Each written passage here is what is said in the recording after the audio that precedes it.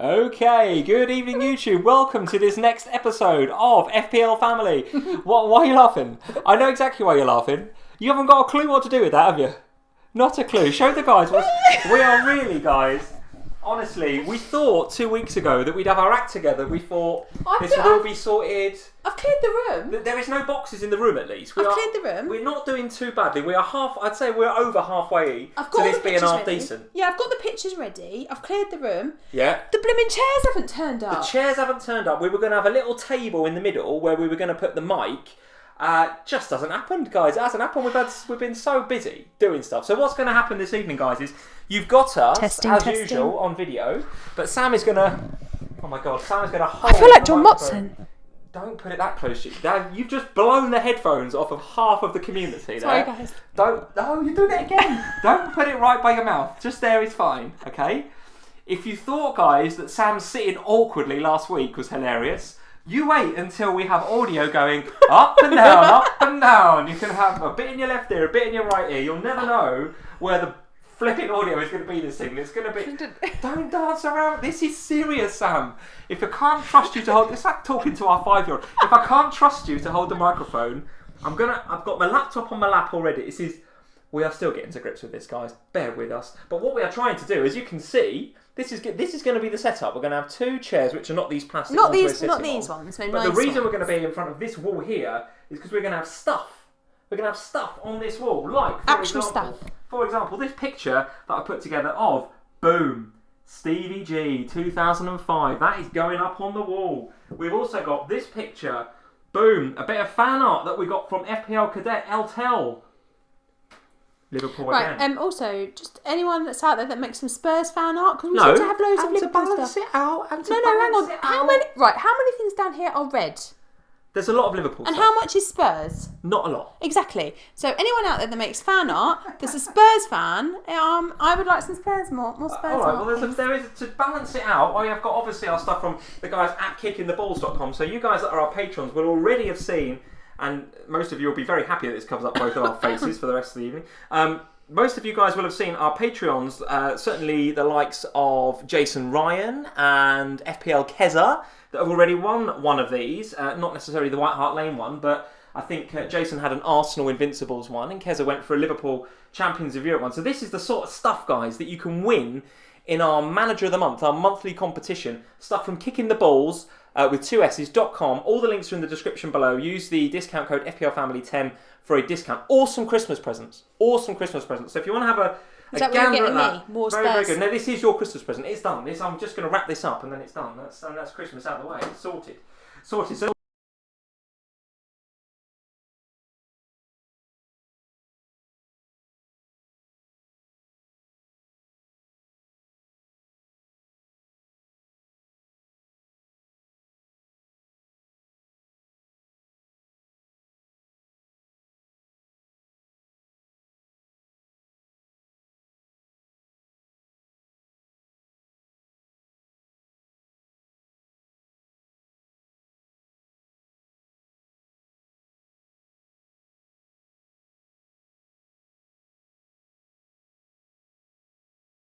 let's see. I think we might be back. So, now the live chat has gone crazy because everyone's going no sound. Now, guys, I'll give you first person in the live chat who can tell me why they think there was no sound there for a little while. Who can hazard a guess as to what might have happened there? Oh my God. What should I do with it? Just don't unplug it. If you unplug it, we'll be talking to ourselves for an hour. I didn't mean to unplug it. Jesus, Sam. To be fair, I didn't know. You're already twisting it. Right, listen. That's got to stay in there, okay? I didn't know That's it the came plug. unplugged. Hold it about there. I can't. Okay. And let's not move it around or Can swing I put it on my anymore. lap? Is it alright if it goes on my lap? If we please, keep the plug in the back. Guys, if you're in the live chat and we go mute again, can you please tell us? And I will somehow see in the live chat. Okay, right. Is that okay? We've got Nandok in the live chat. Thank you, Nandok. Ask your 5-year-old to come and hold it. Yes, I might do that. He will do a better job, frankly, before this descends into absolute chaos. And by the way, at some stage we might get round to talking about some FPL this week. By the way, I'm in a bad mood. That's reduced me to tears already. I'm gonna bring it down because we're having far too much fun here this evening. Right? I'm in a bad FPL mood, guys. And if any of you in the live chat still like VAR, I want to hear from you. Anybody still liking VAR? No is the answer to that. Get your hand down right now. It is the biggest load of guff I've ever seen in our game. Well, I can't. It gave me a goal. Yes, I know it. It took 2 away from you. Well, so I like it. My 2 key differentials against you are Maddison and Sterling. That's all I'm going to say. That is all I'm going to say. I'm going to have a rant about it a bit later. I'm going to get it off my chest, guys, then I'm going to leave it. And then I'm going to be over it because... Just be glad that you weren't in our house yesterday. Oh my God, I was in such a... If we were live streaming this time last night... No, I don't think we could have done it. Ooh, I was in a bad mood. I think we'd have had to have cancelled the live stream if it was yesterday. Guys, You guys that follow me on Twitter will know that I'm fairly... I'm obviously, I love doing well in FPL, and I hate doing badly in FPL. But I never let it affect my mood. I don't let it like ruin my weekend. Ruin my weekend yesterday. It ruined your weekend. Oh, did it ruin my weekend? Absolutely. Didn't even find the jungle funny. I was watching BT Sports Score, and when Vardy misses that penalty, I wasn't here either. By the way. my joy went from. So I'm a non-Vardy owner, guys, and that has changed already. More on that a bit later on the stream. I'm a non-Vardy owner. This weekend I was, and I went from 0 to 5 out of 10 joy when he missed that penalty. Then I heard that the rebound went in, and I went back down to 2. I was like, okay, well he got the rebound, but at least he gets some minus points for missing the penalty. Then they say that it actually wasn't him, it was Maddison that got the rebound in. Boom, back up to 8. Absolutely loving that. And then, retake. Down to 0. Palace equalised about a minute later.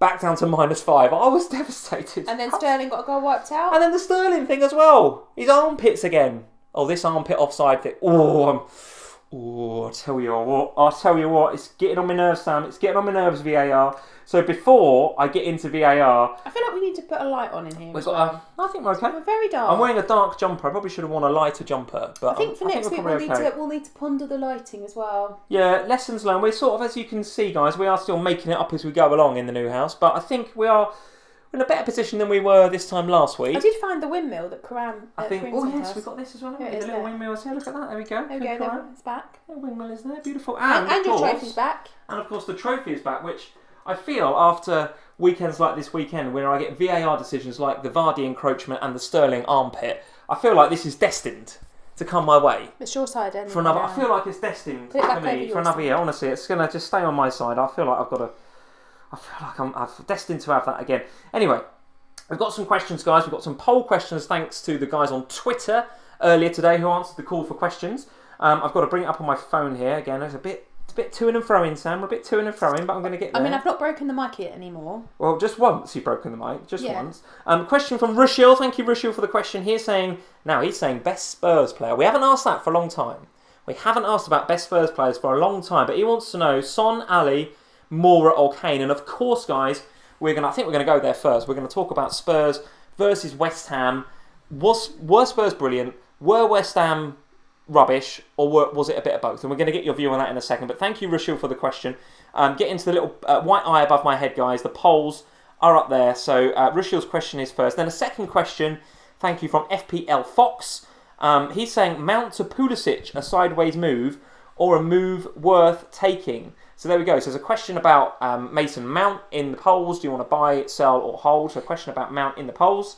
Sharma Nuradin is saying best midfielders under 4.4% ownership. So who is the best differential out of these four? Is it Dwight McNeil, Adama Traore, Jean Moutinho, who we're absolutely going to talk about a bit later on in this live stream? Why do I keep benching him? Or indeed Harvey Barnes. So best midfielders under 4.4% ownership. Mohamed Zaid then comes in with the next question. Which team are just a straight, Sam? Are they a straight avoid in FPL right now? Which ones are these?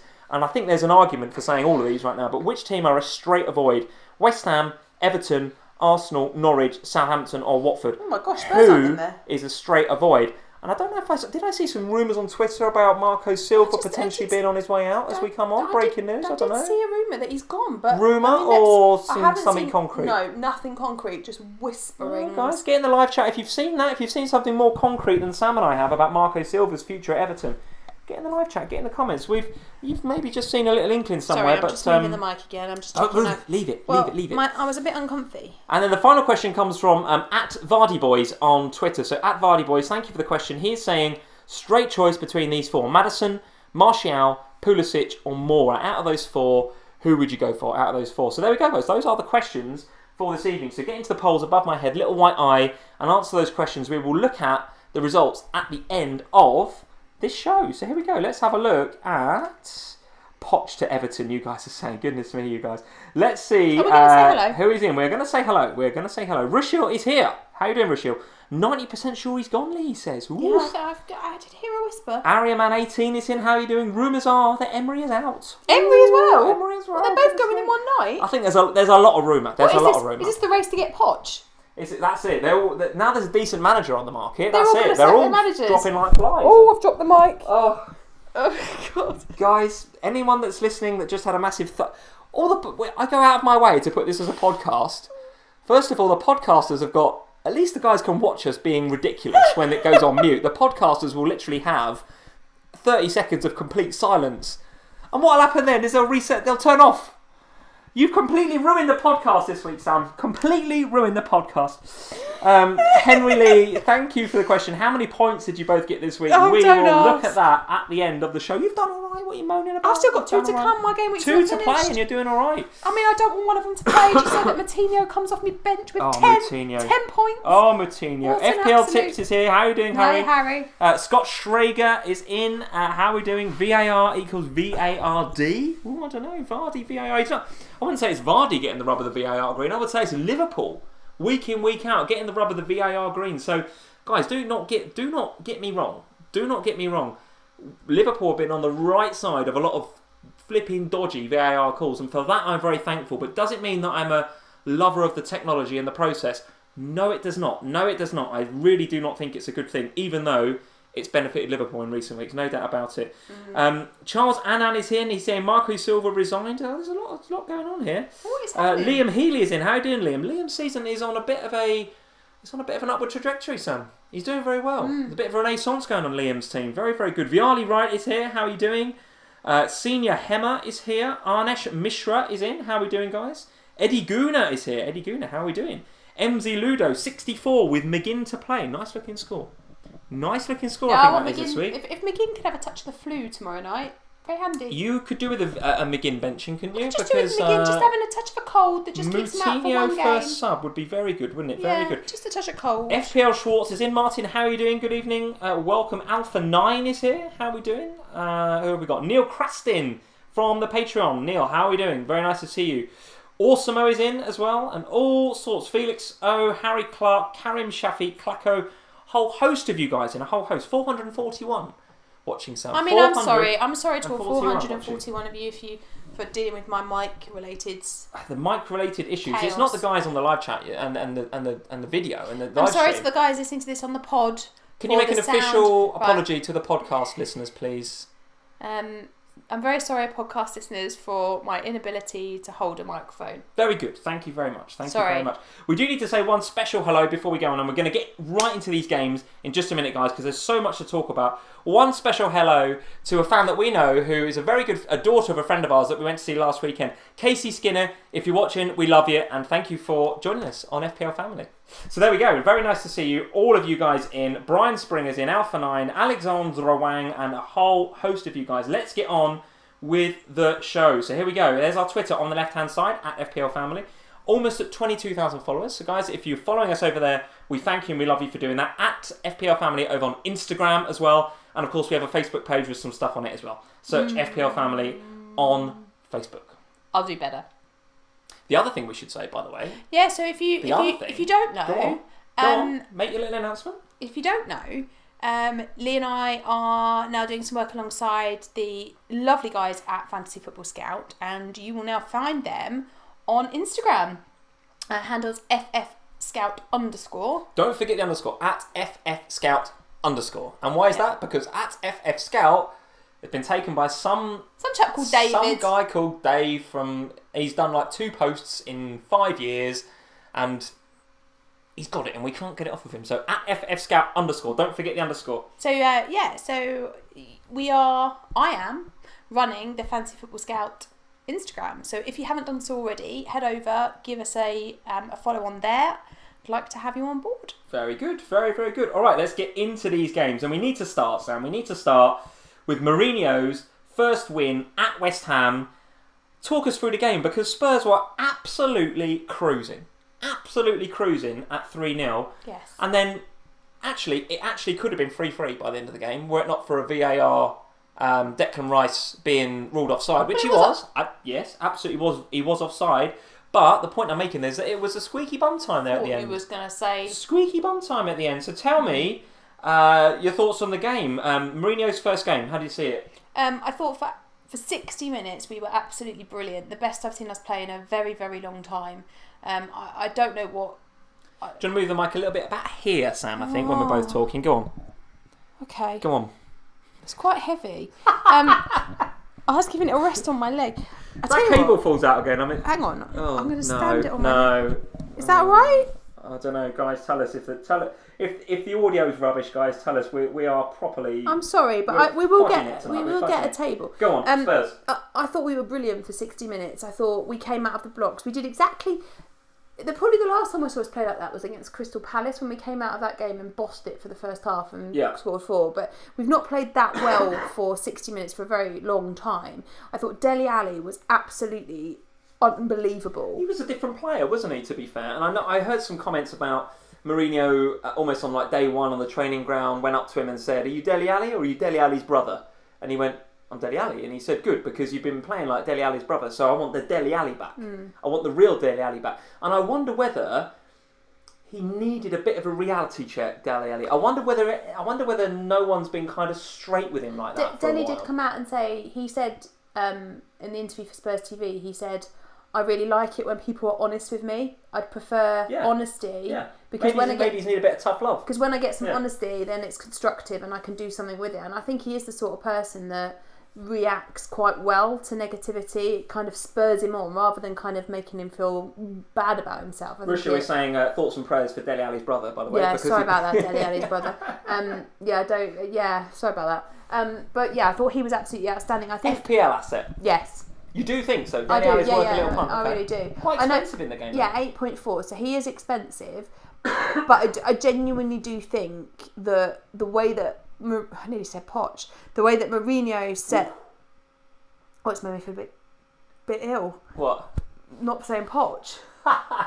The way that Mourinho. You used to saying Jose. The way that Mourinho set up that game was very much in the style of Dele Alli. It was very much how he would want to play, straight through the middle as the number 10, sitting behind Kane. He was making all the right movements in all the right places. And FPL wise though, he got an assist. So... But I was unlucky not to get more than that, because Kane, in the 3rd minute, Kane missed a very open opportunity. I mean, okay, we have to take into account that West Ham were very bad for that hour. So we do have to bear that in mind. But I do think that Dele Alli is going to, if he continues on the trajectory that we've seen so far under Mourinho, then I think he could be really good. So there's going to be a lot of people getting rid of the likes of... I mean, I think there's going to be a bit of a bandwagon for Sterling out in the next week, for sure. Now, a lot of people are going to be dropping down to, potentially, a Spurs midfielder. And the obvious choice, but given that you've got no money issues there if you get rid of Sterling, the obvious choice feels like Son. Give me your thoughts on Dele Alli versus Son, given the fact that what Son is he, like $1 million more, or maybe sort of 0.8 more, something like that. Yeah. Is Son worth the extra, or do you think Dele is massively differential? Not that Son isn't, because Son I think is a reasonable differential, but Dele is a massive differential. Yeah, I think it depends where you are, doesn't it? Really, I think Son is the slightly safer bet. He's a bit more kind of shieldy, if we want to put it from that point of view. Okay. He's a safe pair of hands that will tick over the points nicely week in, week out. Is my view on Son. My view on... He looked dangerous as hell again, didn't he? He did, yeah. Very dangerous. And sort of Mourinho sort of player. Yes, and we don't normally see that from Son on the return after international break, so that was positive as well, that he came out and played like that. But I also think while we're having this conversation, it would be amiss of us not to mention Lucas Moura, who I also think is a very Mourinho-type player, and I think will get a lot of minutes under Mourinho. I think that is his front four, is my opinion. That's the four he wants to play. I think Eriksen's got a hell of a lot of work to do if he wants to get back in that team. I think Mourinho will play Kane, Son, Moura and Ali week in, week out, unless one of them is injured or unless somebody puts in some serious grafting on that training ground to usurp them. And I think Moura could be a really, really lovely...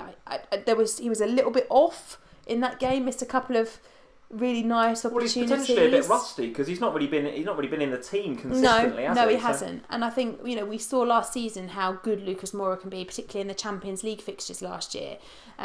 So I would expect to see more game time for him, and obviously he's another nice differential. So I think it's just worth keeping an eye on Spurs. I mean, we've got 2 nice fixtures coming up against Bournemouth and then against Burnley before obviously the Manchester United Mourinho derby.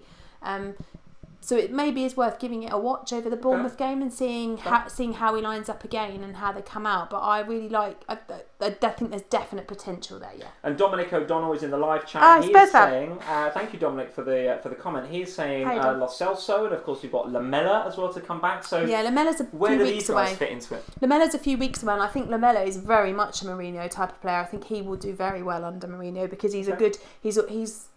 He's a bit like we were just saying about Dele Alli. He listens, he takes on board advice, and I think he's great. But Lo Celso, I still think he needs a bit of time. He's not up to speed with the English game yet, but there's so many options in that midfield. I think the interesting thing for me actually with Spurs more is the defence and whether we get on board with those, because I think for the last 30 minutes of the game, Mourinho made a comment about there was a lot of tired legs after international break, and but I also think that there was a bit of complacency there. It was just like, we're 3-0 up and let's just coast it to the end of the game rather than just see it out. And potentially, what you said was right. If we hadn't have had international break and then have just played 2 games, maybe they would have seen it out. This time around, they did their best to throw it out. But I think the defenders could be quite good as well. Who's your starting fullbacks then? Who do you think Mourinho's gonna? I'm gonna go him and him, left and right. If you were to pick them now, I think he'll put Aurier over Rose. He's made some very interesting comments about. He thinks. Yes, I do. What did he say about Rose? He's lazy. He doesn't move enough. He called him lazy. Well, he is a little bit, and I thought the thing that I was interested in by him not playing Rose and Eriksen at the weekend. Those are the 2 players out of all of the players that have come out in the last 6 to 12 months, and both said, we want new challenges. We want to do something else. We're thinking about where our futures might lie, and it might be outside of Spurs. Rose actually very vocally, to the point where he may alienated himself a little bit from the fans. Eriksen maybe a little bit less vocally, but he still came out and said it publicly. So I wonder if Mourinho is looking at that and going, well, look, I want to build something here. I only want players that are committed. You guys, and I saw it while Mourinho was out of the game, I saw that you guys both want to do something different. That's fine. You're not in my team then. It's Aurier and it's my other front 3. And Eriksen, if you want to play in this team, then you've got to get back into it. Rose, if you are second in my thoughts. If you want to get into this team, you've got to show me in training that actually you're really committed. Yeah, probably.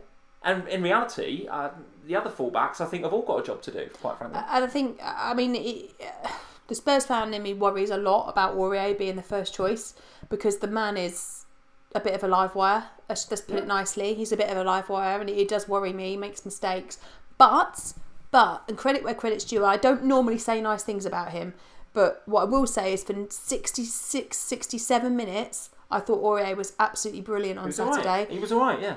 He did everything right. He didn't make any rash decisions. He was thinking about what he was doing, and I thought he was really excellent. And that shows he got bonus points. Conceded 2 goals and got 2 bonus points. Very good. I thought it was really interesting. And on the other side, it looks like Ben Davies. I mean, he got the nod. So let's see what happens there. Obviously, we've got KWP who's now back. We've got Foyth who's coming back.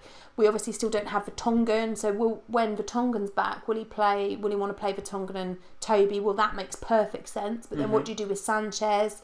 And Ndombele wasn't injured for the weekend. When he's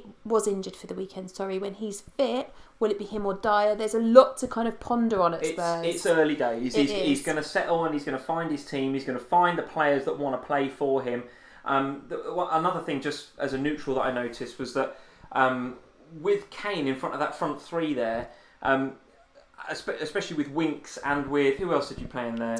Dyer. So Winks and Dyer sitting there, then the 3 creative ones, and then Kane. The one thing that we didn't see Kane do, as we have seen week after week, is get frustrated and drop back to get the ball and almost say, I've got to get involved somehow. Yeah, he didn't do that. He didn't drop. He stayed at that front man, and he stayed there as the focal point and trusted the other 3 to be the creative hub, and it worked. It took 35 minutes before I saw him cross the halfway line in that game, which for me as a Kane owner was massively important.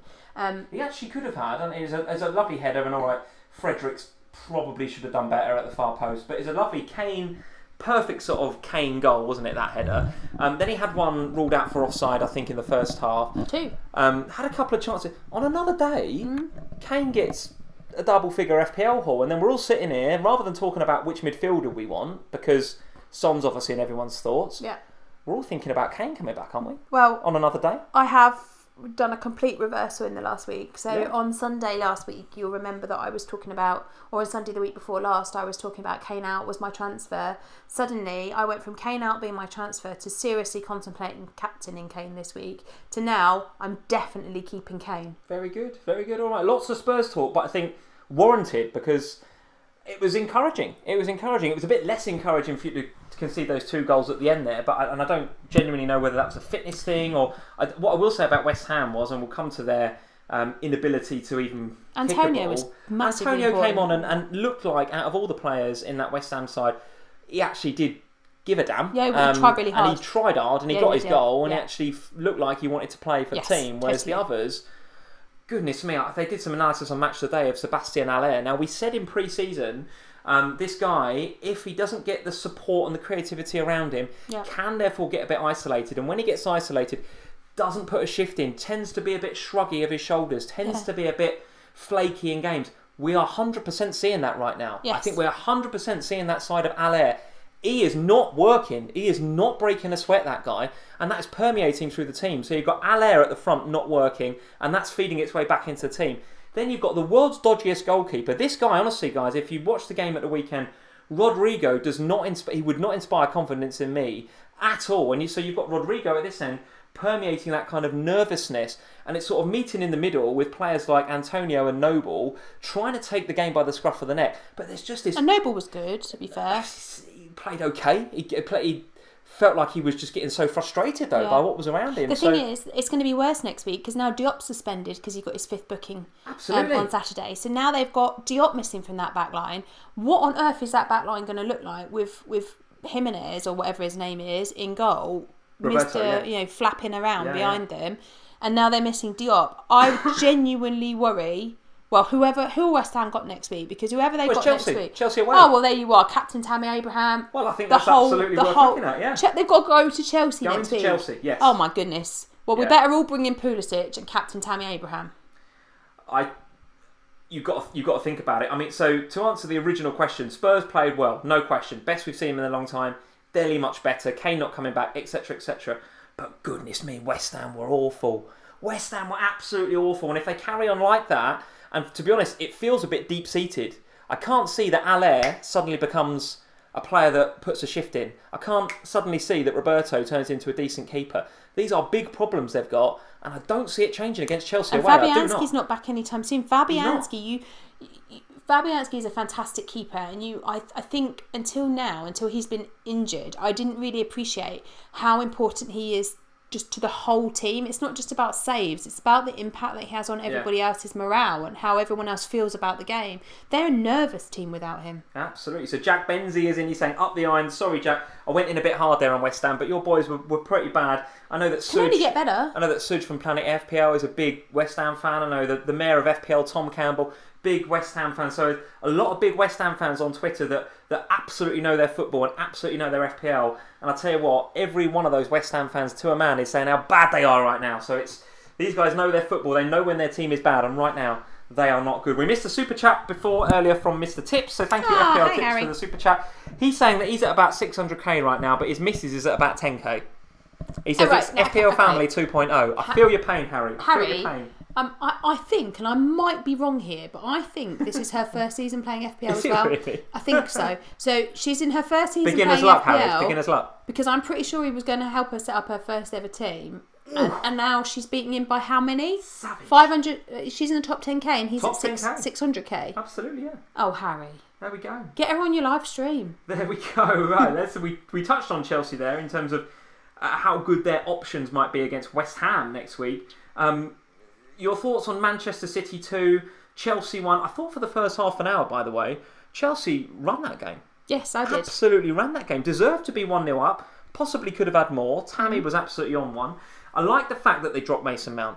As a Mount owner, I put him on the bench mainly because I thought that Lampard would go with that three in the middle. Kovacic, Kante and Jorginho. A bit like Liverpool did. Yes, they wanted to control that midfield. With Mount going forward, don't get me wrong, he's a real thrust in there. Yeah. But against Man City, could be a bit suicidal. Yeah. With the likes of Kevin De Bruyne. Could be a lot in there. suicidal. Could be a bit suicidal. So what they did was try to control that midfield in the way that Hendo, Wijnaldum and Fabinho did a few weeks ago.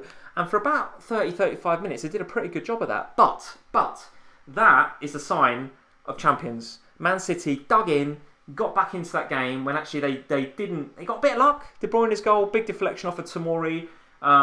But again, De Bruyne was bombing forward in a way that makes me a bit more happy to have him as an FPL asset after the last few weeks. So he was getting a bit more forward as I would have liked to have seen. So yeah, thoughts on that game? Given that Chelsea Chelsea host West Ham in game week 14, I'm absolutely not considering dropping my Chelsea assets after that game. Are you? No. So I've got Tomori, who I'll play next week, because West Ham. I mean, we gifted them a couple of goals. Let's be frank. And I've got Tammy Abraham, who I'll potentially captain next week. I think he's going to be a very popular captain, Tammy Abraham, next week. Yeah, so do I. Very popular. Yeah, I do too. And I think it's just that whether there's somebody else that's a better option out there, and potentially there is, and we can look at that later. But it's Man City that I find the most interesting. I think Chelsea a bit of a no-brainer because even though they've gone up a lot in value, they're still cheap. All those players are still offering you really nice value. They're still cheap options for a big six club. Yes. They are still great differential, cheap options. So I don't think we have to say a lot about Chelsea, but it's the Man City ones that really intrigue me because now I'm sat. I've been sat for a couple of weeks now on just KDB, and I still maintain probably an okay place to be, isn't it? I'm quite happy with that. Yeah. I look at that game and we watched it. I don't think I want to own Sterling. You absolutely do not want to own Sterling right now. I keep looking at him thinking, there was all these plans. All the plans I had from game week, from the start of the season, were about getting Sterling for game week 3, getting Sterling for game week 10, getting Sterling for whatever game week it is coming up. And it keeps getting to that point, and I think, no. Well, do you know what was interesting for me was that I saw that team sheet and I thought, Mendy's playing. So if Mendy's playing, the general rhetoric in the Twitter community, and even I've been saying it a lot, is that if Mendy plays, Sterling doesn't stay as wide, he gets more central, he's therefore more influential, gets the FPL points. Well, Mendy played, and Sterling was, and I'll tell you what, in the second half, he played his way into the game a little bit, but first half in that game, let me tell you, Sterling was completely anonymous. Yeah. I wasn't even sure he was playing. Now, of course, if you captain Sterling, you actually could consider yourselves a little bit unlucky because the offside call right at the end there, the 93rd minute or whatever, come on, I mean, is he offside? Well, he is according to VAR. According to VAR, I guess he's offside. But for goodness sake, the way that he bent his run backwards to get in line with the last defender it's class. That's what you want to see from an attacking player in that position. If he was just stood in an offside position, fair enough. But he arced his run so that he could come back into what he considered to be an onside position. In previous seasons, without VAR, the attacker would have got the benefit of the doubt there, and you would have been called in line, in my view, and it would not have been ruled out. But now we have VAR, it's like, his armpit's offside. But he was given offside in the game, wasn't he? So the lino gave it. I'm not sure he was he? Yeah, and the ref agreed with it, and the VAR agreed with it. So I thought he was given a goal. I don't know. I might be wrong there, but I thought he was flagged off in the game. Okay. But I could be wrong. So Sterling captainers, I think because of that decision, can feel a little bit hard done by, no doubt about it. However, had that goal stood, I think you would have also considered yourself very lucky, Sterling captainers, because for 92 minutes of that game, he was not good. He was not good, let me tell you. If you own Sterling right now, would you sell? Yeah. 100%. And I already have, guys. We'll talk about transfers a bit more towards the end of the show. Your rage transfers? I very rarely get emotional about FPL, but last night I was so annoyed with what had gone on yesterday. I rage transferred him out. Sterling is gone. It just so happened that Vardy was getting a price rise, so I've already missed a ton of price rises on Vardy, and I wanted to just get rid of Sterling, get Vardy in. He not having him was killing me every single week. So I have got rid of Sterling. If he does now, then fine, because he just blanks for everybody. It's a shield pick, right? But Sterling looks so out of that game, and I know he goes to Newcastle away next, and yes, they can score against Newcastle, but he's also got that ban looming over him. The fixtures look difficult. A part of me wonders whether he maybe wasn't wholeheartedly going into the game because he was worried about getting that additional booking and getting that. I don't know. What's he going to play like that all season? Well, I don't know. But either way, I'd made my mind up at half time, frankly, because in that first half he was completely anonymous, not in the game. It's difficult, and I think if Sterling was the same price as, say, Dele Alli or Lucas Moura or even Son, maybe you'd think, well, okay, hold. But at the price tag that he is, it's just too much money to be blanking week in, week out. Yeah, no, absolutely. Ricky Tan is saying you just know Sterling is going to haul versus Newcastle. Ricky, if he does, he does. If he does, he does. But at the moment, he is stinking up my team at 12 million. And at 12 million, he'll get goals. No doubt. He'll get FPL points over the next few weeks now that I've sold him. But listen, he's not... At the minute, I don't feel like I could captain him. And at 12 million... You want to be very, very confident to captain that player, don't you? Absolutely, yes. Yeah. I think that's the point, isn't it? And if you look at the next 3 to 4 game weeks, it's a Chelsea or Leicester captain every damn week. Chelsea 3 home games in the next 4, including West Ham next. Except for Spurs, when I'm going there. Except for Spurs, which is the game you're going. Let's talk about Crystal Palace 1, Liverpool 2. Another weird game. We're not talking about the VAR. Liverpool got lucky. There's no doubt about it. There's a push. Yes, there's a push. It's not enough for a foul. It's questionable whether even Lovren gets to the ball. Why is it always Lovren? Why is he always involved in these things? And I know a lot of Liverpool Twitter accounts are coming out and saying, well, Trent gave a little push to Zaha and he went over just as easily for the free kick in the first. I get all of that, but listen, that should have been a goal for Tompkins in my opinion. But nevertheless, and had that been a goal, I don't think Liverpool could have complained going into the break 1-0 down. I don't think we could have complained at that because, to be fair, Liverpool were right off it in the first half, right off it. And in the second half, it wasn't a lot better. We just had a couple of chances that we took. And to be honest, both the goals were a little bit scrappy. Mane's goal, he just flung a leg at it and Gaeta possibly could have done better. Saved onto the post and then it kind of dribbled over the line. And then the Firmino goal, it's a bit of a goal-mouth scramble. Very non-Liverpool sort of goal to concede. But Liverpool just find a way to win. We just win. That's the way it is. Gaz Temple, lucky Liverpool. Yeah, maybe. But do you know what? We do it every week, and it can't be luck every week. It can't be luck every week. There's got to be some mentality there that means we just win. We just find a way to win these games. So Liverpool, going forward, the fixtures look really nice, as we've reported a few times in these live streams. You right now have Mane and Trent. In fact, you're the same as me, right? Mane and Trent. How are you feeling about the treble up? Are we too close now to game week 18 and that blank for Liverpool for you to bring in either Robbo or Salah or somebody else? Yeah, I don't want any more. Yeah, 2 I think is about right for this moment in time. I mean, I could because, as we all know, I still have my wild card, which the plan was to use that to solve my issues around game week 18 and all that kind of stuff. But equally, I feel like with Liverpool, the way... And don't take this the wrong way, but the way that you're playing at the moment, I just see you winning games but not smashing anybody. So I think I don't see you keeping clean sheets that often. I don't see you smashing anybody. So I just feel like doubling up either at the back or at the front is a little bit kind of... It's just too much. I will say that Liverpool have tended, and I've seen this in previous weeks, where Liverpool have tended to struggle post-international break. There's no doubt about it. A lot of players travelling. You come back, you've got to go away to Palace after an international break is 100% the game you don't want, right? You want a nice home game to Brighton like we've got next week. But away to Palace is a very banana skin sort of game after an international break. So to grind out a 2-1, I was very happy with that. There's nothing about that game that's made me think I want out of Trent or Mane. I'm going to keep both of those guys. Brighton at home next game week, and then the fixtures after that look all right up until 18. So I think those are the 2 I've got. I'm happy to stick. I am finding Trent increasingly frustrating. You know he's going to get points. So you just get points. I watch him and I like him and he's doing everything right, but then it's always Robbo that gets the points at the moment. But you just know if you do the sideways switch and take Trent out for Robbo, you'll end up, it backfires and it becomes, I mean, it's the same thing that happened to me early on, wasn't it? It was all about Trent. I swapped them over for a few weeks. It stuck being with Trent, and then ever since it's been all about Robbo. And I think it will swap back again at some stage. But it's just one of those irritating things at the moment that comes with choosing a Liverpool defender. I'm still considering both. I'm still considering both. I still think both Robbo and Trent are fantastic. Cheeks, isn't there? Well, there is, and the challenge with it is that there's so much great value elsewhere. Like, you ain't dropping Lord Lundstram anytime soon, are you? Never. And then you've got Soyuncu and Leicester are looking very, very astute at the back, and they've got lovely fixtures. Yeah. If you've got Tomori, you're going to hold. You probably benched him this week, but you're going to play him over the next few weeks. Three of the next 4 at home, you're going to play him. Who else is there? Yeah, it's just good value.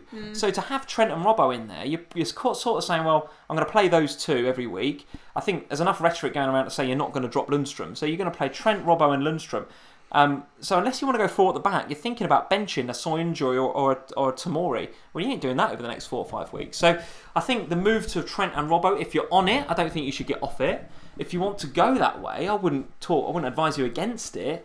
But at the same time, there's so much value at the back there. Yeah, no, I agree. That I think it almost feels a bit like just pick one and stick with it. I honestly think that. Palace, for their part, a lot of people were talking about the fact that they had Liverpool next and then the fixtures look great. Now that Liverpool game's out of the way, their fixtures are, by the way, phenomenal between now and the new year. They're top of the ticker now between now and the end of the year. Anybody catching your eye in that game? Well, we made a video that you will never see now. Oh yes. Made a video for FF Scout that unfortunately never made it before the deadline, and in that we spoke at length about Crystal Palace, and we did a little comparison of Jordan Ayew and Zaha. Yes. In terms of the fixtures look so great, it makes sense to have a Palace player. Well, who were you going to go for? Yeah. And obviously Ayew is the striker. He's the cheaper option, and then there's Zaha. He could have had a goal at the weekend, by the way. He could have, and probably should have. But we eventually both agreed that if you're going to go that way, if you're going to go for a Palace player, it really, everything suggests it should be Zaha, who then obviously went and got a goal. Everything suggests it should be Zaha. If you're going for a Palace player, apart from the price. Nothing this season has suggested you should go for Zaha. No, but if you run the numbers and you look at the statistics like we did last week, the Zaha is the pick in reality. Okay. Now the big difficulty with picking Zaha is that, as we've just discussed and as you've said in the polls, there are so many other options there that it's hard to go with him because the form hasn't been there. But the fixtures certainly are from now on. So I think it's a wait and see on Palace in game week 14, knowing that they've still got like 4 weeks worth of great fixtures. So let's see who performs next week and then start to think about moving for them. Okay, all right. Might want to put himself in the shop window for January for those fixtures. You never know. I want to briefly gloss over Everton 0, Norwich 2. Goodness knows what is going on at Goodison right now. I don't know how to comment on that other than it feels very 5 or 6 weeks ago, that game, because Cantwell played well, Pookie played well, and Everton were just really, really bad. And I think Silva his neck is on the block. There's no doubt about it. The biggest thing to come out of that game, I think, is that actually Everton have got Leicester next week. I think they've got to go to the King Power next week. So actually, given that Chelsea are playing... Captain Vardy. Well, listen, Chelsea at home to West Ham, which is a classic great team in form versus a terrible team out of form. Leicester at home to Everton. I think it's actually quite difficult to pick between your Tammys and your Madisons and your Vardys and your Pulisic. Any one of those could be a nice option. Then Liverpool are at home to Brighton as well, so Mane could be an option. Loads of options, guys. Loads of options for captaincy next week. But Norwich pulling a result out of the bag that we absolutely weren't expecting. Let's have a quick talk on Brighton 0, Leicester 2 then. So I don't want to, again, I'm not talking VAR and encroachments and all that nonsense, but Vardy again proved himself to be an absolutely essential pick right now. Don't know how I've gone this long without him. It was absolutely part of my thinking to get him in for this game week. Yeah, you did talk and I think it. Had the Sterling goal counted right at the end of that game, I would have just been on the right side of that decision. Just. As it didn't, I was absolutely on the wrong side of that decision and should have pulled the trigger last week. But nevertheless, didn't do that. And Vardy has got to come in now. He's got to. I've got no choice. I think if you haven't got him now, it's going to hurt your ranks so much to not have him. Again, I've had an all right game week. It's not great, but it's solid. But Are you finished? I'm done. I'm all out. Yeah, I'm all out. So I've all my 11 have played, and it's decent. It's fine. But what's stopping it? And my overall rank is like about par. Okay. But I've been about par for the last 3 or 4 weeks. Yeah. And the reason I've been about par Vardy. is because I haven't had Vardy. Yeah. If I'd had Vardy for 3 or 4 weeks, I would have gone up to sort of 70, 60k. So. Oh God, you'd probably be above me. Don't know about that. No, I don't know about that. Well, I don't know, because we was only 30 points in this. If you'd have had all those Vardy points when you got the 9-0 and all of that, you never know. But I think, we sat here, 4 or 5 weeks ago, and we were talking about the fact that, I had Mount, you had Abraham, I had Maddison, you had Vardy, and we were thinking about, well, who's going to be right between Maddison and Vardy? And I think the answer was, we were both right. And actually, possibly both wrong as well, because the answer was both. I think you've got to have both now, haven't you? Because despite Maddison, Vardy, I think you were more right than me. Vardy is absolutely the one to have. But Maddison has looked very good as well. Yeah, but I don't feel I have to have him. And I think that's the difference. True. I think I don't disagree with you. I think Maddison has looked great, but I don't feel I have to have him because I feel like there are other options there that I can have. I do feel like I've potentially done the wrong thing getting Tielemans, not because of Tielemans himself. I did it because I wanted to treble up on Leicester and he was the one I could afford. I couldn't afford Maddison. Sure. However, there are other players that I want in that midfield bracket, and I think the Tielemans spot might just be a temporary Tielemans spot. But having said that, I do agree with you about Maddison. I think he's a great pick. I said that, I think originally, that I thought he was a really good pick. I didn't think he was a bad pick at the time. I think the difference is that if you don't have Maddison, you can just about cover yourself with other players and other teams doing stuff. Yeah, I think he's worth the extra. I think he's worth the extra. If you've got a bit of money in the bank to go up to him, I think it's worth it. And I think that's the point, isn't it? But I'm not going to lose some other players to get Maddison. I'd rather lose some other players to get Martial, for example. Okay, very good. Aaron Chen is saying, should we drop Maddison? I don't think you should do that, Aaron. No, I'm more than happy that he's doing the business and Leicester are informed. The fixtures look good. I think he's going to be okay. Gurkha NY is saying Chilwell and then a couple of flame emojis. Yes, the fullbacks again looking good. So I don't think I want to talk too much about Leicester. If you've got Leicester players, you'd have placed your bets by now, I think, on who you're going to have. Unless you're me and you haven't got Vardy yet, and I've placed a very late bet, but I need to place it. Whoever you've placed your bets on, stick with them. They all look pretty good. I think they all look pretty good. And if you've got the fullbacks, then I think points are on the way, right? Points are on the way. So Brighton 0, Leicester 2. Nice result there for Leicester. Sheffield United 3, Manchester United 3. Now, we only caught the first half an hour of this game because we went out for dinner for your mum and dad for the birthday, and we missed all of the chaos in the second half. We missed the chaos. But when we were half an hour in, when we left home here, Lundstrom was lauding it again. Lundstrom was on a clean sheet and an assist. Sheffield United were absolutely bossing Man United, left, right and centre. So I don't know what happened at half time. I'd imagine Ollie got in there and said, you need to be more physical. I'm going to get the sack, hurry up and do something. You need to get in amongst it a bit more. And it looks like, we didn't see the second half, we'll watch Match of the Day 2 a bit later on, but it looks like United did come back and salvage something from that game. Actually could have won it with 3-2 with only a couple of minutes to go. So I don't think we can comment too much on this because we haven't really seen the highlights and stuff. But get in the live chat, guys. Let us know your thoughts on Sheffield United 3, Manchester United 3, absolutely. But needless to say, Lundstrom only 3 points this week, and I think we feel a bit disappointed that he's only got 3 points, and it's like, well, can't get 21 points every week, can he? Car, and it was just like, I feel a bit gutted that Lundstrom only got 3, but absolutely. Yeah, I mean, he was unlucky not to get a goal as well in that first sort of 20 minutes. Hit the post, didn't he? Hit the post. Yeah. Sam O'Sullivan is in. He's saying Sheffield United dominated until Williams scored a screamer. And then Man United had a crazy 5 minutes. Yeah, so there we go. Martial matters. Should we get this Williams guy? Now, listen, I don't think so. I'm not a big follower of Man United. Has got him. Really? I believe so. Okay, well, listen, I'm not a massive follower of Man United fringe players. I'm guessing he's a youth team player, is he? That Ollie's kind of pushed through. Don't know much about him, guys. Aaron Chen, Brandon Williams, 1 goal, 1 assist. Yeah, well, listen, he's obviously had a good game. I don't know, 4 million, Aaron Chen's saying. If you want to go for him, have a look, guys. But I think I'd want to see a little bit more first. I haven't seen enough. At 4 mil, it's nice bench fodder. Yeah, maybe. So he's in there. Trouble is, if I keep getting all these 4 million players, who am I benching? Because there's so many of them. It's like the same with Moutinho, right? True. In fact, we'll do Arsenal last. Let's talk about Moutinho then. Bournemouth 1, Wolves to Wolves looking in really, really good form right now. So fed up with myself. Really, really good form. So Moutinho on your bench, which was obviously a bit of a disappointing move. But looking at your midfield... Disappointing move. But looking at your midfield, I see why you made that choice. Honestly, I can see it. I'm so fed up. I'm so fed up. I had nothing to do with it this week, by the way. No. Lee is clear. I dare not say anything about Lee's your name midfield. is clear this week. He did not get involved in my team selection. He is absolutely not to blame for anything that happened with my team selection this week. There you are. You've been cleared. So Sam O'Sullivan is saying... fed up. So Sam O'Sullivan, would you go in FPL right now, Traore or Moutinho? I guess you're backing Moutinho. Backing him so much, you benching him. But why, Sam? Why do I do this? I'm so fed up. My bench has now got... I've now had 100 and I think nearly 170 points on my bench so far this season.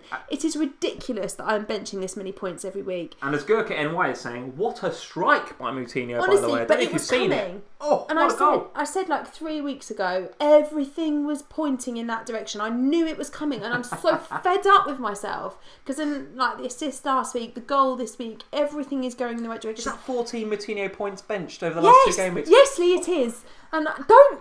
John McGinn, if you're listening, please could you get the flu? If McGinn pulled up in training, if his car could break down on the way to the ground tomorrow, and maybe his missus could be pregnant and she could go into labour or anything, John McGinn, please. Or, of course, get a hat trick tomorrow. What I love about the Moutinho thing is that all week you went on the FPL show, went on the FPL pod. Moutinho's my essential differential. He's my differential for the week. He's the player that I'm backing. I've got him in my team. You bloody benched him. What are you thinking? But who was I going to not play? I'm not going to not play Mane. I'm not going to not play KDB. Who else did I? I had Tielemans, who had a lovely game. I wasn't going to bench him. So it came down to a choice between McGinn and Moutinho. And I thought that Bournemouth's defence were a bit tighter. So maybe that there was more of a chance of him blanking than there was McGinn, who's got to play Newcastle. Okay. I got it wrong. All right, question for you then. Jimenez. You're currently not a Jimenez owner, is my understanding. Now, this guy is scoring goals for fun in every competition, even for Mexico in the international break. Yes. Thoughts on getting him in? I'd have to get rid of Kane. Which right now doesn't feel like the right thing to do, does it, based on what we said earlier? No. So who have you got? Kane, Tammy, and Vardy. And Vardy, of course. So, yeah, that's a front three you don't want to mess with. So that's a front three that's going nowhere in our That's a front three you don't want to mess with. Yeah, you're absolutely right. So, Moutinho is my Wolves. Okay. And if he can keep bagging... I'm going to have to start playing him, aren't I? But you know what's going to happen, 100%. don't you? You know what's going to happen. I'll put him in and he'll blank. Well, you could be quite right. But assists for Jota and Traore in that game. So, Wolves, wherever you look... Yeah, are looking good. Look, I think the point is here with Wolves... Whoever you can afford and in whatever position you can afford, it is worth having a Wolves player. They have turned a corner. They look massively better. They are coping on their fronts that they're playing on now.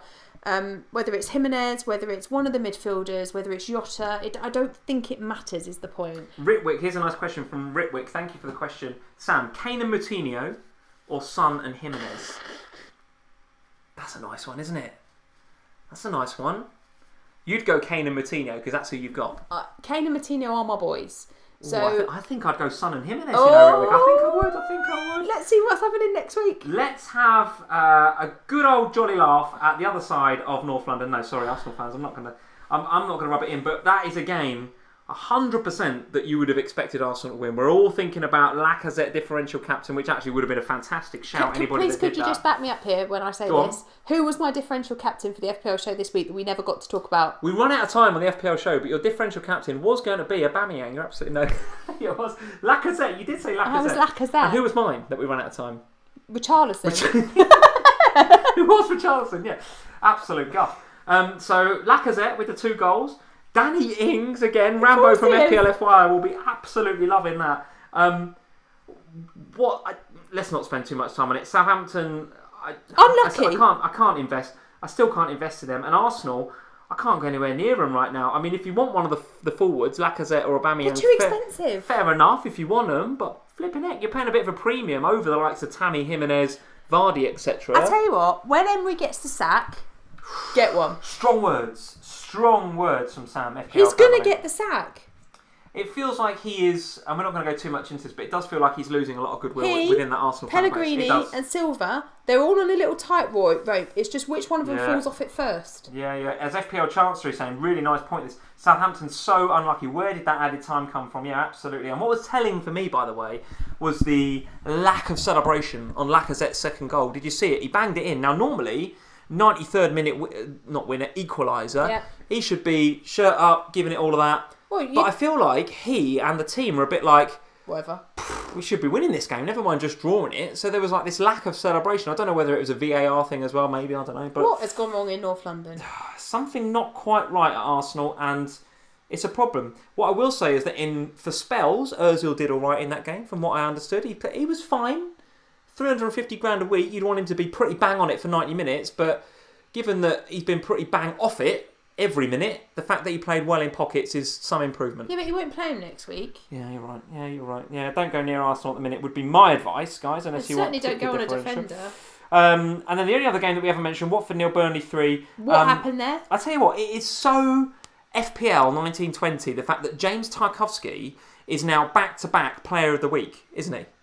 Is he? 17 points last week, 19 points this week, or something like that. That sums up this season in one sentence, isn't it? This season has peaked. That is peak 1920. James Tarkowski, back-to-back Player of the Week. Nevertheless, Burnley, who pretty shoddy on their travels, frankly, have gone to Watford, who, if I was a Watford fan, if you're listening, I'd be a bit concerned about that, because the one thing you would say about Watford in the last few weeks is they've tightened up at the back, been less leaky. They haven't scored a lot of goals yet, but they've been less leaky. So the league 3 to a team that don't score many on the road, that's a problem. I agree. That's a problem. And I didn't see enough of Deulofeu. I didn't see enough of their forward players that would make me think that I want anybody there. If you've got Deulofeu, I question why. Because there's so many really, really good attacking options out there at the moment. Yes. Why the hell have you still got Deulofeu? Yeah, no, absolutely right. FPL tactician Tarkowski, 12 and 17. Ariaman, 12 last week, 17 this week for Tarkowski. Ridiculous. Is Tarkowski essential? No. No. And of course, guys, we've got Aston Villa versus Newcastle to look forward to tomorrow night. And of course, you've got 2 players in that game. Well, I'm hoping that Heaton's going to make it. If Heaton is fit, you've got Heaton. He's supposed to be all right. Okay. So and that's of course, John okay. McGinn. So yeah. And John McGinn or Moutinho if John McGinn don't play. Well, okay. Very good. All right. So there are the games, guys. There are the games. Just before we get into our teams, just a shout out for all of the podcast listeners who, of course, you've alienated, Sam, so they won't be listening anymore. But if you are a podcast listener... a special apology. You did say special apology. So if you're a podcast listener and you are still listening to us... it a little bit. On the Actually, I can do that in the podcast. Just crop out the sound dipping. I can do that. Yeah, so it's fine. They wouldn't have... It's I didn't even need to apologise. Why do you need to apologise for something that's still going to be disappearing when it goes out as a pod? Now the podcasters are just going to be flipping confused. They're going to be like, what hell? There was no muting the sound. What are you talking about? So there we go. If you're listening to us on Spotify, Deezer, SoundCloud, Apple Music... Hi, caramba. However you get... All right, Bart Simpson. However you listen to FPL Family on the podcast... we love you for doing that. Thank you for subscribing. Quite a few followers already on Spotify and on SoundCloud in particular. So, guys, if you're listening to us on the podcast, thank you very much for listening to us. And we love you for doing that. So, thank you for that. And sorry for the sound. And sorry for Sam and the microphone earlier on. I don't think I've been that bad. I've been trying really hard. It has improved over the course of the... Okay, good. It has improved over the course of the live stream. So, here's my team for the game week. 59 points. Overall rank down from 103k to 111k. So... Proper treading water at the minute. Really treading water. I've been in and around between 100 and 120k for the last month, and I can't seem to get out of that rut. Now, don't get me wrong. I'm very pleased that I haven't plummeted down to 300 or 500. I'm very pleased about that. Yeah, but Vardy party. But equally, without Vardy, that has really stunted my FPL growth. There's no doubt about it. Now, listen, that 111k. Will become something like 120k as of tomorrow because I'm all out. I've got now Aston Villa players. So if John McGinn does something, if there's clean sheets anywhere, I'm going to drop a little bit more. So I'm expecting that overall rank to go down a little bit. So it is a red arrow this game week. But goodness me, could it have been different? Goodness me, couldn't it have been different? If the Vardy penalty is missed and it's a Maddison goal on the follow-up, Maddison gets a goal and some bonus points. If Sterling's armpit is onside rather than offside... I'm getting some Sterling points and some bonus points. Can't believe how we talk about armpits these days. Ah, it's stupid, isn't it? It's stupid. Do you know? And just to talk about it, Var, for just 1 minute, When Man City scored their goal yesterday, when Chelsea scored their goal yesterday, our 6-year-old sat on the sofa. We were like, oh, Chelsea have scored, and he went, "Don't get excited, mummy. It's got to go to VAR yet." But that is so bad. What? That is so bad. How is that the first thing that our 6-year-old says when a goal is scored? Right, listen. James, Planet FPL. I know the boys from Planet FPL. Suj is in tonight. Suj, if you're in, hi. James, give us your comments on this. Give us your comments on this, James, It's the from Planet first thing FPL. our 6-year-old said. Our 6-year-old, nearly 6-year-old boy, when a goal was scored at the weekend, did not celebrate that goal. Just looked up and went, "It's got to go to VAR." Because he looked up and he said, "It's got to go to VAR, isn't it?" He did not celebrate. This is the world. This is the footballing world we're bringing our kids up in. It was his granddad's team that scored a goal as well. His granddad's team, so it's fine. We'll forgive him. It's Chelsea, but we'll forgive him. Celebrate granddad's team. That is a team that he celebrates because he's 5 and it's his granddad's team. Chelsea scored at the weekend. He did not celebrate because he said it's got to go to VAR. I hate it. I want rid of it. I hate it. Get it out of the game. Absolutely disgusting. It made me feel really sad. Oh, it makes me so annoyed. When we take him to Spurs, if we score a goal and he says, "Don't celebrate, mummy, it's got to go to VAR," I'll actually cry. Absolutely hate it. Get rid of it. It's horrendous. Sorry. When the 5-year-olds, when the kids that were trying to get into this game and not celebrating goals, something is wrong, guys. Something is wrong. Anyway, rant over. 59 points. Could have been a lot better were it not for VA bloody R. Overall rank down a little bit. C'est la vie. It's a bit of a what could have been. It's wiped its face. What could have been game week. The team is in fine shape. My transfers that I've already made for next game week are Sterling and Connolly to Pulisic and Vardy. Already made them. They are done. So I'm going into Chelsea versus West Ham. Tripled on both? Sorry, Suj, but I'm going Chelsea, West Ham, Mount, Pulisic and Abraham. I'm going triple Chelsea attack. Triple attack? And I'll tell you what, I'm playing all of them against that West Ham back line. Of course you are. With that dodgy keeper and with no Diop. Who's going to be on your bench next week with all these players coming in? I don't know. Well, possibly Lundstrom. Lundstrom? In my bus team, Lundstrom's on my bench, which is going to be absolutely savage. But right now, you wait to be punished by the Lord. I'll be punished by the Lord. The Lord is going to punish you next weekend. He will smite me. He will smite me. There's no doubt about it. You are going to be in his bad books. So there we go. I'm going triple Chelsea attack against West Ham. Vardy has come in as the most shield pick of the season so far. 9.6. I think he went up to 9.7 last night. So it just had to happen. It had to happen. So now I have the fabled Abraham Jimenez Vardy front three, which is very template. But it's very template for a reason because those are the best three right now and they are bang in form. And I've got Pulisic in as he's 12% owned, bit of a differential. Triple Chelsea is my differential right now. I like it. So there we go. So there's my transfers made. 59 points, overrank 111, could have been better. Your game week, 62 points, so not looking too bad. Given that you've got Heaton and McGinn to play, I think it's all right. Talk us through it. It's a little red arrow at the moment, about 300 places or something, I don't know. Not a lot, 500 places, something like that. Virtually nothing. Yeah, overall rank a little bit down, right? But a little bit down, but it's not a lot. You'll go back up if McGinn gets something. Or gets the flu. Or if Matinho comes in, yeah. Heaton, obviously, I'm hoping he's going to play. I spent a long time looking at my keeper issues because obviously Henderson can play this weekend. But I do like my 2 keepers and I didn't really want to take a -4 for a keeper. It felt ridiculous. So those are 2 solid keepers, no doubt. Yeah, so I listened to the press conferences and everything that was coming out of Villa suggested he was going to be fine. He was back in full training on Friday, had 2 training sessions yesterday and today. It seems like he's going to play tomorrow, so hopefully he does. Okay. It's fine. I'm annoyed with myself about the bench again. What's frustrating is that I nearly got it right this week. Yeah. Like for the first time, when the Bournemouth clean sheet had gone and the Chelsea clean sheet had gone, I was thinking, right, okay, I finally felt like I'm doing the right. But look at your front 7 there: Mane, De Bruyne, yes; Tielemans, yes; McGinn, yes; Vardy, Abraham, obviously; Kane, obviously. Who are you going to drop there? Moutinho was the obvious bench, I think. And I said to Lee in the car on the way home from dinner that I think I love Lundstrom, obviously, and I won't hear anything bad against him, but I think part of the problem that Lundstrom is creating for me, and it's not just Lundstrom, it's also Tomori and Soyuncu, the 3 of them, by being so great and by being so affordable, they're creating a problem where my 5th midfielder isn't actually a player I want to bench. It's True. a player I want to true. play. But Actually, your back five is you're in a similar position with your back five, aren't you? Every week, and this is why my bench is such a problem, because my squad is so nice that I want to play them all. Oh, feels so bad for you. But the problem is that I can't get it right, and I keep benching the wrong ones at the wrong time. If you think about Mourinho ain't gonna. That's his first goal in a year, isn't it? He's not going to score many of those. I don't think. Well, you're probably right. But the point is that where would I be if I'd have got these decisions right? Yeah, because Moutinho is like 4% owned, isn't he? But even if I'd have got these decisions right, that's 170 more points I'd have had over the course of the season. Those 10 Moutinho points be back in that top 10k, wouldn't you? All I'm saying is, I'd be winning the damn thing if I'd have got 170 points. But yeah, I feel like it's okay. It looks good for next week. I'm going to roll transfer next week because I used 2 last week.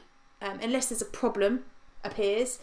Champions League and what have you coming up. Yeah, but I'm going to roll transfer this week, ready for game week 15. Very good, very good. All right, well listen, before we go to the poll results, let's have a look at our manager of the month for November. Let's see how the patrons are getting on.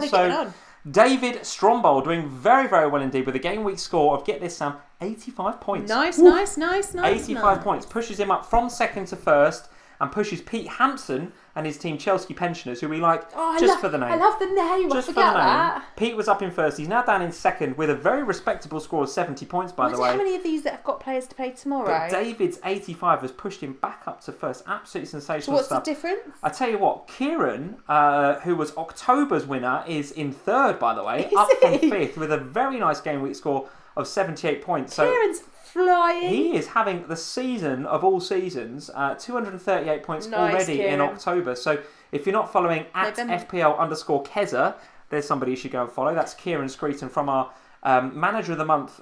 He was the Manager of the Month winner for October and he's third for November. So looking like he might get back-to-back Managers of the Month here, Kieran. It's more Liverpool if he does. Absolutely I'm presuming brilliant our Chelsea pensioners were going to want Chelsea. We've not sent anything Chelsea yet. We haven't yet. What's the current winners team called? It looks like the current is called TAFE. Oh, that's not giving me any clues. No clues. No clues. But David, if you're in our Slack, come over to the Slack and tell us who your team is. I'd love to know what your team is. And then fourth is Bryce.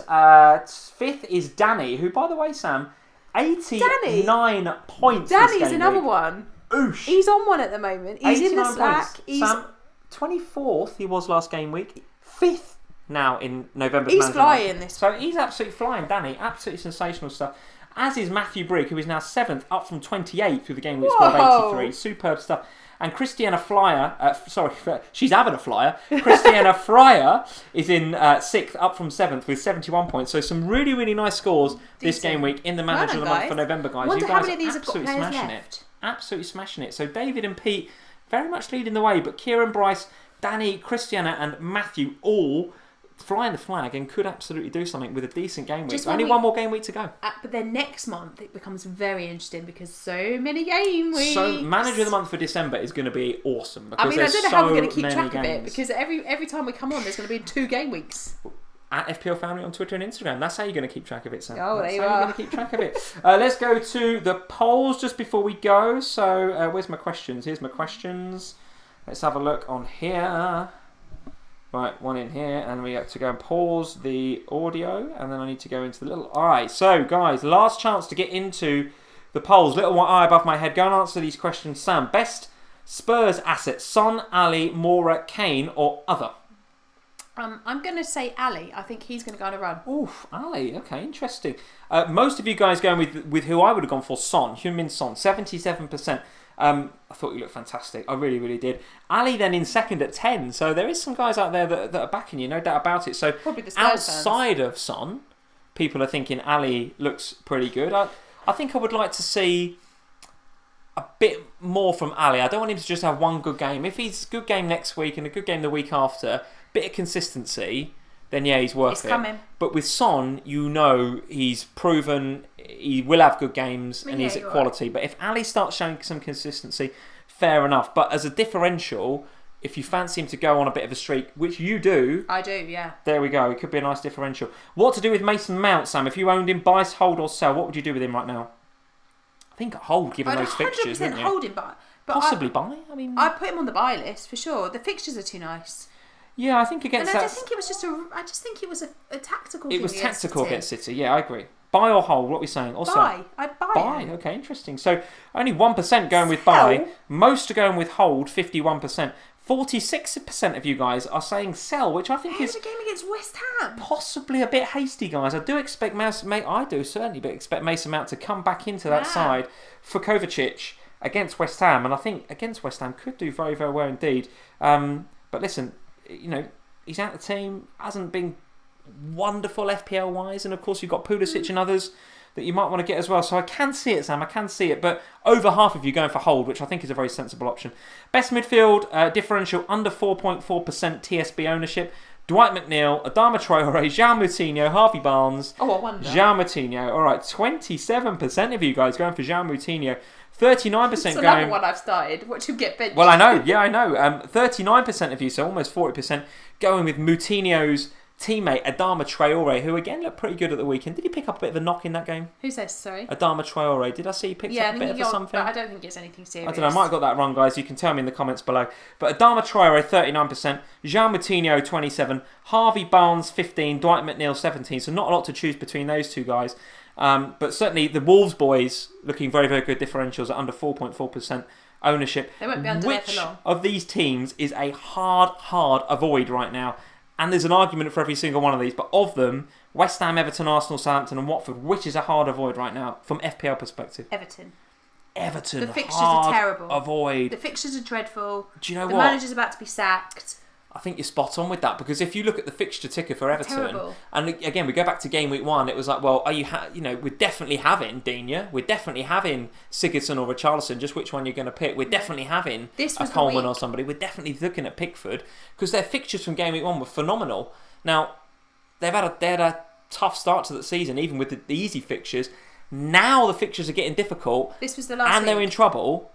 It's tough for Everton, isn't it? It's tough for Everton. It's awful. So 28% of the guys agree with you. Everton are a hard avoid, but it's West Ham actually. West Ham, 41% hard avoid. And I think if you did see that Spurs game at the weekend, you can absolutely see why the guys, 41% of you guys are going hard avoid on West Ham. They were bad, very, very bad. At least they can score a goal though.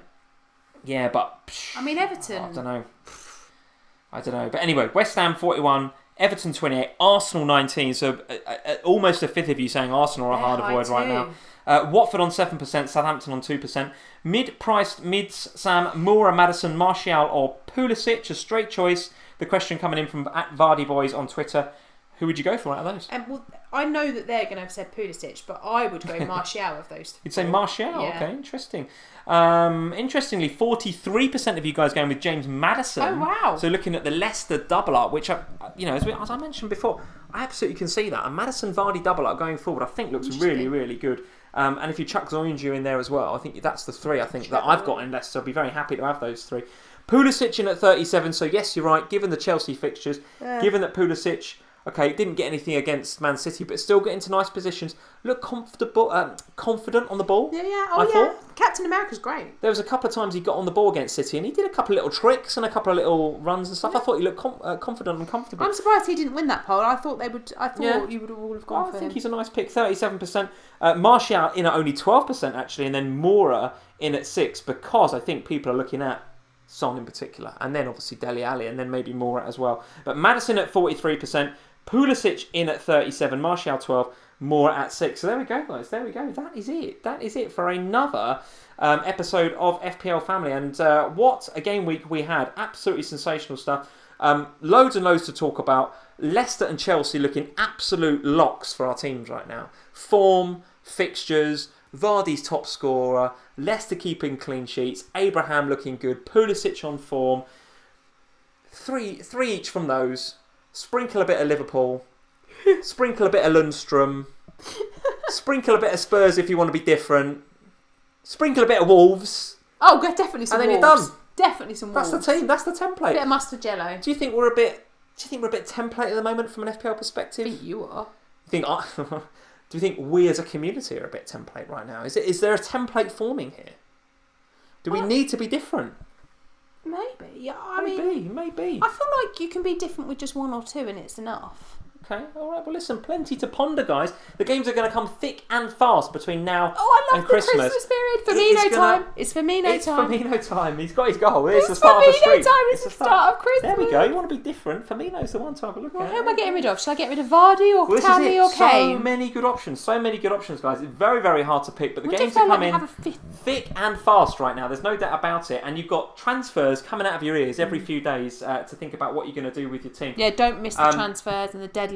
Loads and loads of transfers and deadlines coming your way. The one thing we can say is that you won't see any more of us this week. We are not on any pods. We're not on FPL shows. We're not on FPLF. We are. FYI, have we been sacked? Or anything? No. We're just having a week off. A week with no FPL family, which will give us a chance to sort out the pictures up here. We'll get the chairs in here. We'll get a proper stand for the mic so that you don't unplug it and mute everybody again. And then we might be in. I'll buy a table tomorrow. I think this time next week, guys. 8 p.m. Oh my God, next what are you Sunday. gonna say? I think we're gonna. This is gonna be looking good. I think we're gonna have stuff on the walls. We're gonna be cooking on gas. Cooking on gas. Well, there we go, guys. You've made a promise now. Well done, guys. In game week 13, it was unlucky for some. Finished. Well done in game week 13. Unlucky for some. Unlucky for some with VAR. Right. Unlucky. Hang on. For Madison owners. Unlucky. Unlucky. A minute and just get me a little. Unlucky for Sterling owners. Give you a little violin. Feel very unlucky. Very unlucky. It's a violin. Guys, well done in game week 13. Green arrows, and we will see you this time next week for another FPL family when we'll be discussing all things game week 14. Loads of great fixtures, loads of great captaincy choices. Going to be a 100+ game week, I can feel it. We will see you this time next week. Cheers. Take care, guys.